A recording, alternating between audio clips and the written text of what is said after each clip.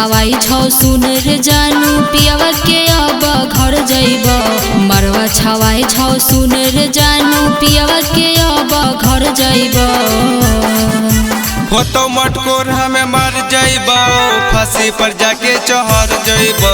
हो तो मटकोर हमें मर जाइबो फांसी पर जाके चढ़ जाइबो। मरवा छावाई छौ सुन रे जानू पियावा के अब घर जइब। मरवा छावाई छौ सुन रे जानू पियावा के अब घर जइब।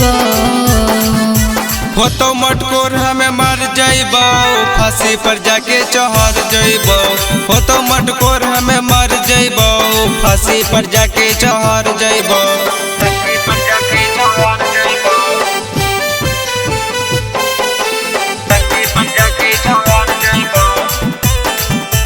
हो तो मटकोर हमें मर जाइबो फांसी पर जाके चढ़ जाइबो। करी हे न जानू कवनो गलतिया आखी से देखा बौना तोहर के बरातिया।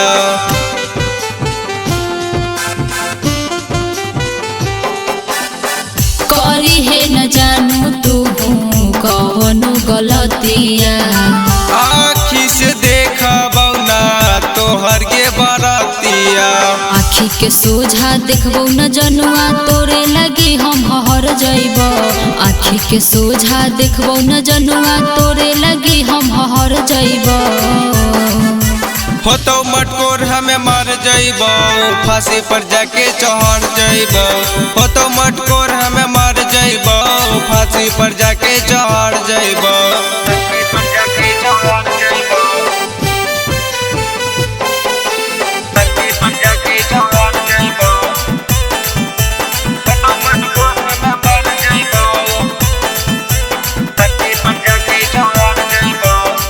परदीप रे भोला बहुना तोहर प्यार रे। तू तो सजाइबे हमार लुटल संसार गे।